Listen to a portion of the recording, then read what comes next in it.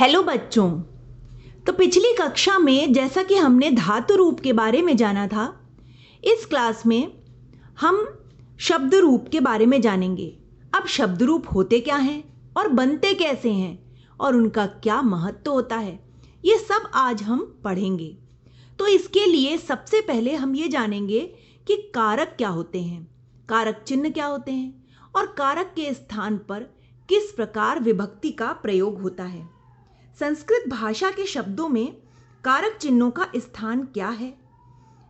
कई बार ऐसा होता है कि संज्ञा तथा सर्वनाम शब्दों के संग कौन कौन से चिन्ह लगे होते हैं, इसका ज्ञान हमें नहीं होता। इसके कारण वाक्य बनाने में कठिनाई होती है। तो बच्चों, आज मैं आपको कारक चिन्ह पढ़ाऊंगी और आप यकीन मानिए कि अब आपको कोई भी कठिनाई नहीं होगी। तो क्रिया शब्दों के साथ संबंध जोड़ने वाले शब्द ही कारक होते हैं। क्या होते हैं कारक? क्रिया शब्दों के साथ संबंध जोड़ने वाले शब्दों को कारक कहते हैं। इन कारकों को व्यक्त करने वाले शब्द या प्रत्यय कारक चिन्ह कहलाते हैं, जिन्हें कारक विभक्ति कहा जाता है। संस्कृत में कारक और उसकी विभक्तियां कुछ इस प्रकार से हम जान सकते हैं। सबसे पहले हम यहां पर कारक लानेंगे। सबसे पहले आप पढ़ेंगे कि कारक कौन कौन से होते हैं। तो कारक होते हैं 7। पहला कारक है कर्ता, जिसका चिन्ह है ने। दूसरा है कर्म, जिसका चिन्ह है को। तीसरा है करण। इसकी आप नंबरिंग कर लें तो आपको अच्छे से याद रहेगा। करण का चिन्ह है से अथवा के द्वारा। यह मैं आपको बाद में बताऊंगी कि किस प्रकार इन्हें वाक्यों में प्रयोग किया जाता है, उनका क्या महत्व है। चौथा है संप्रदान। इसका चिन्ह है के लिए। पांचवा है अपादान।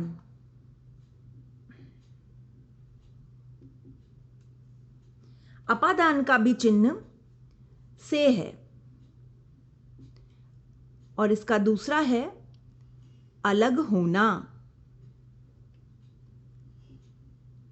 मतलब चिन्ह तो करण के ही समान से है, लेकिन उसका अभिप्राय अलग अलग होगा। करण में किसी चीज के द्वारा होगा और अपादान में अलग होना। अब छठा कारक है संबंध। संबंध के कई चिन्ह होते हैं। कौन कौन से? का, की, के आदि। और अधिकरण आता है 7वां कारक, अधिकरण। अधिकरण का चिन्ह है में अथवा पर। अब अंत में एक और कारक चिन्ह होगा जिसको बोलेंगे संबोधन।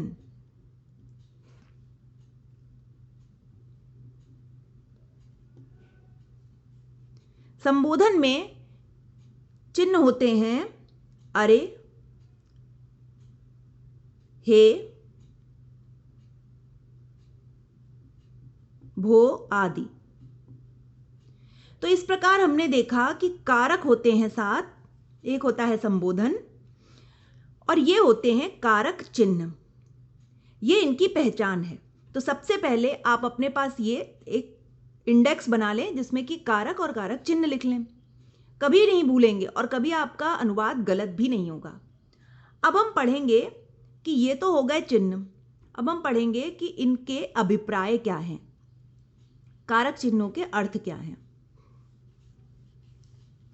तो कर्ता कारक चिन्ह का अर्थ है क्रिया को करने वाला।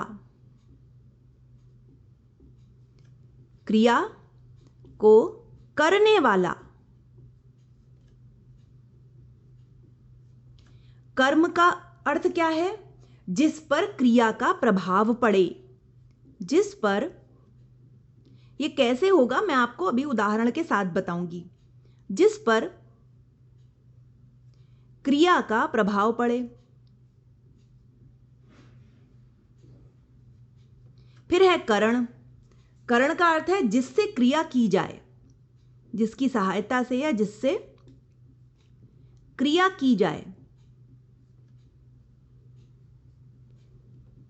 संप्रदान का अर्थ है जिसके लिए क्रिया हो, जिसके लिए क्रिया हो।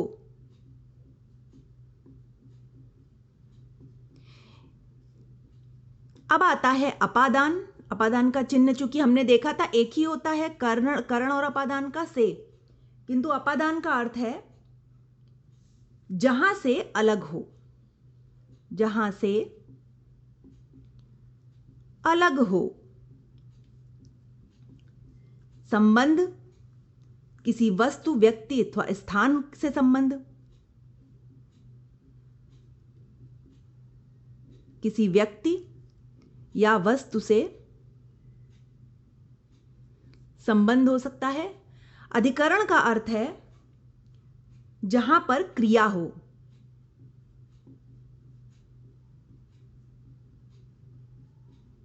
जहां पर क्रिया हो। और संबोधन है बुलाने के अर्थ में प्रयोग किया जाता है। संबोधन को किसी को बुलाने के अर्थ में यह प्रयोग किया जाता है।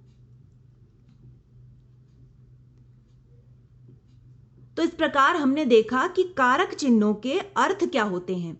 कर्ता का अर्थ होता है क्रिया को करने वाला।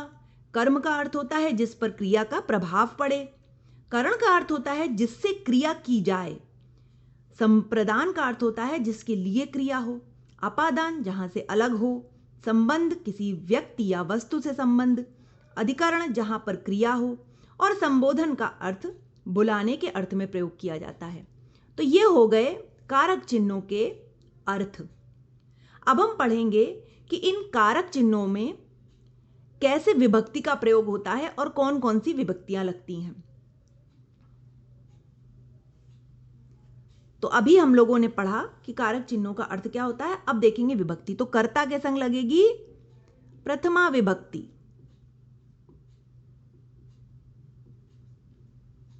कर्म के संग लगेगी, बच्चों ये अपने कॉपी में इसका पूरा इंडेक्स बना के रखिए, कभी गलत नहीं होगा, द्वितीया विभक्ति। करण के संग तृतीया। संप्रदान के संग चतुर्थी। अपादान के संग पंचमी। संबंध के संग षष्ठी। और अधिकरण के संग सप्तमी विभक्ति।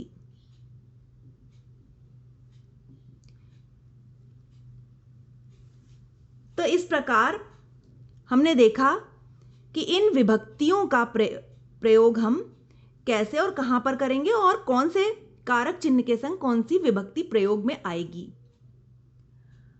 अब हम रूप देखेंगे कि कर्ता कारक के विभक्तियों के अनुसार रूप कैसे बनते हैं। तो सबसे पहले कर्ता कारक को लेते हैं। यह कर्ता कारक है, इसका हमने देखा प्रथमा विभक्ति है। और शब्द लेते हैं सेवक। सेवक शब्द के रूप क्या बनेंगे? प्रथमा विभक्ति में सेवकः।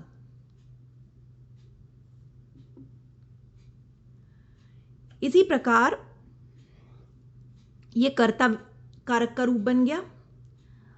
आगे के सभी रूप हम बनाते जाएंगे। तो सेवकः बना अपना प्रथमा विभक्ति कौन से वचन में? एक वचन। अब बनेगा सेवकौ, प्रथमा विभक्ति द्विवचन। और फिर बनेगा सेवकाः, प्रथमा विभक्ति बहुवचन। तो इस प्रकार ये एक वचन, द्विवचन और बहुवचन के रूप सेवक शब्द के हमने कर्ता कारक के बनाए, यानी कि प्रथमा विभक्ति के। इसी प्रकार आगे के भी रूप चलेंगे। अब एक और देख लेते हैं। जैसे पहला था कर्ता कारक, दूसरा क्या है? कर्म कर्म कारक। कर्म कारक के द्वितीय विभक्ति के रूप।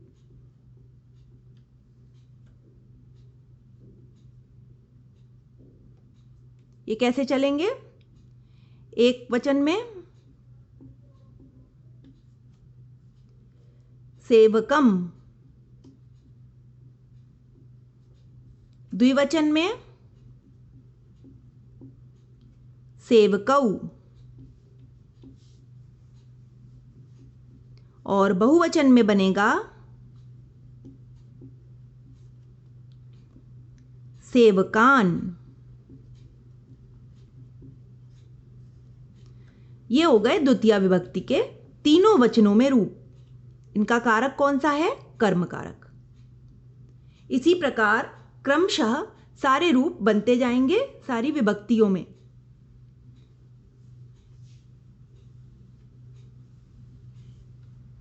अब मैं आपको एक एक करके हर एक विभक्ति का किस प्रकार प्रयोग हम अपने अनुवाद में कर सकते हैं और कारक चिन्हों का वहां पर कैसे प्रयोग होगा, यह भी देखते हैं।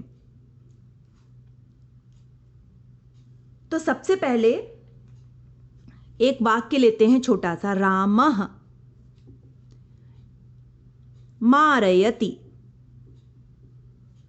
रामः मारयति, इसका अर्थ क्या है कि राम मारते हैं। तो यहां पर राम क्या है? कर्ता। ठीक है, कर्ता है। और कौन सी विभक्ति प्रयोग की गई है? प्रथमा, क्योंकि राम कार्य कर रहे हैं इसलिए वे कर्ता हैं। प्रथमा विभक्ति प्रयोग की गई है एक वचन, क्योंकि राम एक है, एक वचन में। तो ये हो गया अपना कर्ता कारक का। अब देखेंगे दूसरा रूप, दूसरा प्रयोग देखेंगे इसका। रामः रावणं मारयति। अब देखिए, कर्ता तो पढ़ लिया हमने। अब दूसरा कारक क्या है? करण। तो यहां पर रावणम क्या है? ये द्वितीय विभक्ति का रूप है। ये क्या है? कर्ता के बाद कर्म पढ़ेंगे, कर्म कारक। कर्म, ये कर्म कारक है और विभक्ति है इसकी द्वितीया। राम रावण को मारते हैं, तो यहां का चिन्ह आ गया को। द्वितीय विभक्ति कर्म कारक का चिन्ह है को, और इसका अर्थ है कि जिस पर क्रिया का प्रभाव पड़े। तो राम ने क्रिया कौन सी की? मारा। उसका प्रभाव किस पर पड़ा? रावण पर। तो हम प्रश्न ऐसे पूछेंगे कि राम ने किसको मारा? तो किसको मारा? तो उत्तर निकल के आ रहा है रावण को मारा। तो क्रिया का प्रभाव किस पर है? रावण पर। तो रावण में कौन सी विभक्ति लग गई? कर्मकारक की द्वितीय विभक्ति। इसी प्रकार तृतीय विभक्ति पढ़ेंगे। रामः रावणं बाणेन मारयति। अब देखिए, यहां पर बाण शब्द में तृतीय विभक्ति का प्रयोग हुआ है। तृतीय विभक्ति यानी कि करण कारक। तो आप करण कारक का अर्थ जानते हैं, से अथवा के द्वारा। करण कारक का अर्थ क्या है?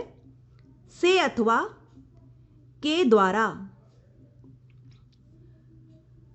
तो राम ने रावण को किसके द्वारा मारा? बाण के द्वारा, अथवा बाण से मारा। तो प्रश्न का उत्तर जो निकला वो आया तृतीय विभक्ति करण कारक में। जिसके द्वारा कार्य किया जाता है उसमें तृतीय विभक्ति लगती है, करण कारक होता है। अब पढ़ेंगे अगला वाक्य। रामः रावणं बाणेन सीतायै मारयति।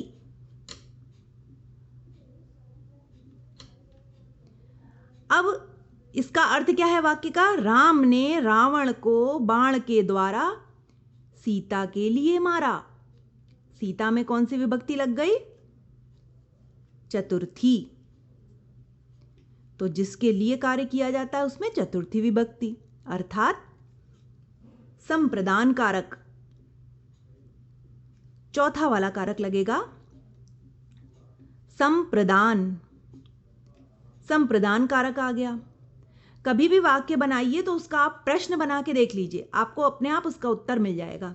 तो राम ने रावण को बाण के द्वारा सीता के लिए मारा, तो चतुर्थी विभक्ति का चिन्ह है, या कह लें कि संप्रदान कारक का चिन्ह है के लिए, जिसका अर्थ है कि जिसके लिए क्रिया हो।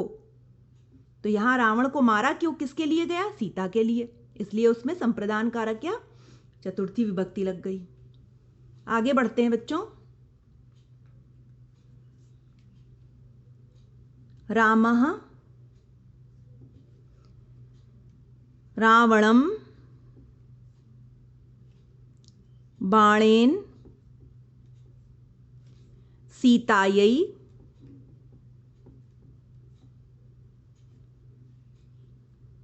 अयोध्यायाः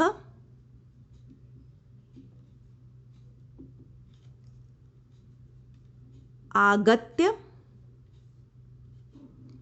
मारयति। इसका अर्थ क्या है? राम ने रावण को बाण के द्वारा सीता के लिए अयोध्या से आगत्य आकर मारा। तो कहां से आकर मारा? अयोध्या से।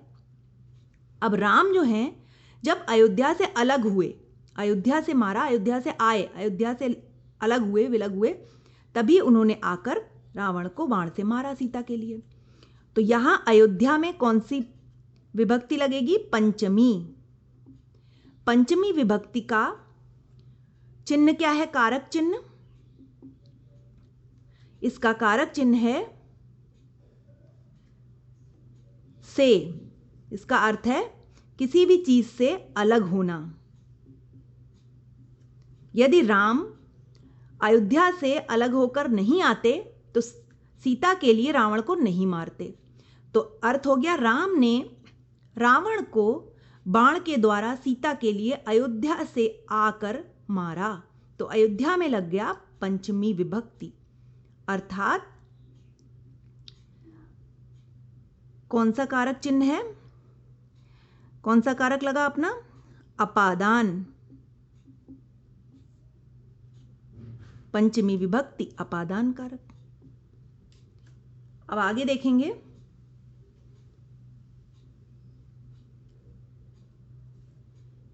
रामः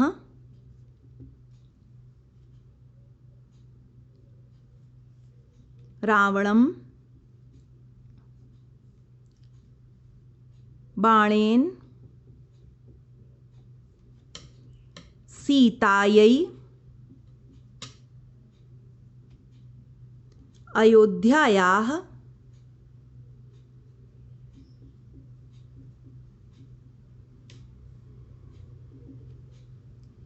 आगत्य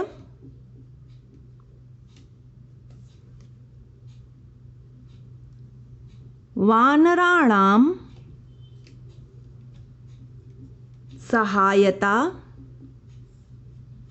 मारयति। इसका अर्थ पहले जान लेते हैं बच्चों। राम ने रावण को बाण के द्वारा सीता के लिए अयोध्या से आकर वानराणाम अर्थात वानरों की सहायता से मारा। यहां पर हमें वानराणाम ये नया शब्द मिला है। तो राम ने रावण को बाण के द्वारा सीता के लिए अयोध्या से आकर किसकी सहायता से मारा? वानरों की। तो यहां पर हमें वानरों का संबंध दिखाई दे रहा है जब किसी वस्तु अथवा व्यक्ति से संबंध होता है। तो इसमें लगा संबंध, संबंध कारक। संबंध कारक का चिन्ह क्या है? का, की, के। का, की, के। और इसकी विभक्ति कौन सी होगी? षष्ठी विभक्ति। षष्ठी विभक्ति। तो षष्ठी विभक्ति में संबंध कारक होगा और चिन्ह है काकी के। तो वानरों की सहायता से, यहां पे क्या ध्वनित हो रहा है? कौन सा चिन्ह? की। किसकी सहायता से? वानरों की सहायता से। तो यहां लग गई षष्ठी विभक्ति जिसका चिन्ह है काकी के और संबंध कारक होता है।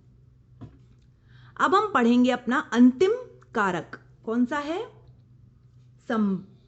संबंध हो गया, इसके बाद अधिकरण। इसके लिए वाक्य लेते हैं। रामः रावणं बाणेन सीतायै अयोध्यायाः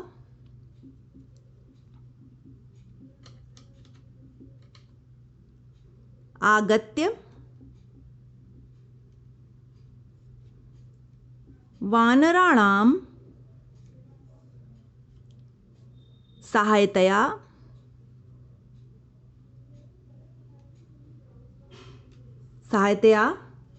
लंकायां मारयति। लंकायां मारयति। अब इसका अर्थ पहले देखेंगे। राम ने रावण को बाण के द्वारा सीता के लिए अयोध्या से आकर वानरों की सहायता से लंका में मारा। कहां मारा? लंका में मारा। तो लंका में कौन सी विभक्ति लगी? सबसे पहले ये देखेंगे, सप्तमी। लंका में विभक्ति लगी है सप्तमी। कारक है यहां पर अधिकरण। अधिकरण कारक। और अधिकरण कारक का चिन्ह होता है में अथवा पर। तो राम ने रावण को कहां पर मारा? लंका में मारा। तो यहां में चिन्ह ध्वनित हो रहा है। और इसका अर्थ क्या होता है अधिकरण कारक का? कि जहां क्रिया हो, अथवा मतलब जिस स्थान पर क्रिया हो। तो यह हो गया सप्तमी विभक्ति का रूप। अब अंत में संबोधन भी पढ़ लेते हैं। संबोधन भी एक कारक है जो कि बुलाने के अर्थ में प्रयोग किया जाता है। तो वाक्य बनाते हैं, हे भरत। संबोधन का यह चिन्ह है रामः रावणं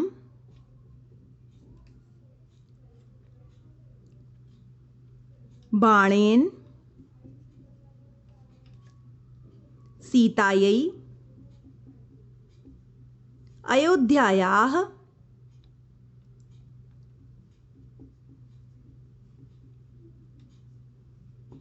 आगत्य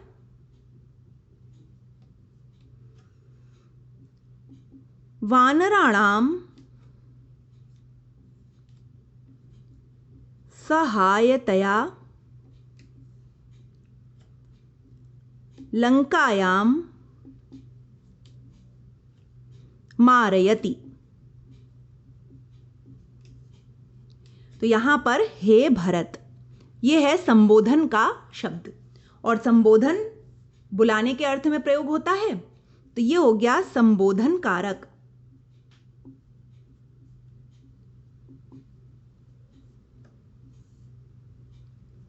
जिसका हे आदि चिन्ह होते हैं। तो बच्चों, इस प्रकार हमने आज कारक चिन्हों के बारे में पढ़ा। कारक चिन्हों का प्रयोग कैसे होता है और कैसे इन कारक चिन्हों को हम विभक्तियों के साथ प्रयोग करते हैं। तो यदि आप इन कारक चिन्हों को तालिका के रूप में बनाकर अपने पास रखेंगे तो कभी भी आपके कोई वाक्य न तो गलत होंगे, ना आपको कभी संस्कृत पढ़ने में कोई भी परेशानी नहीं आएगी।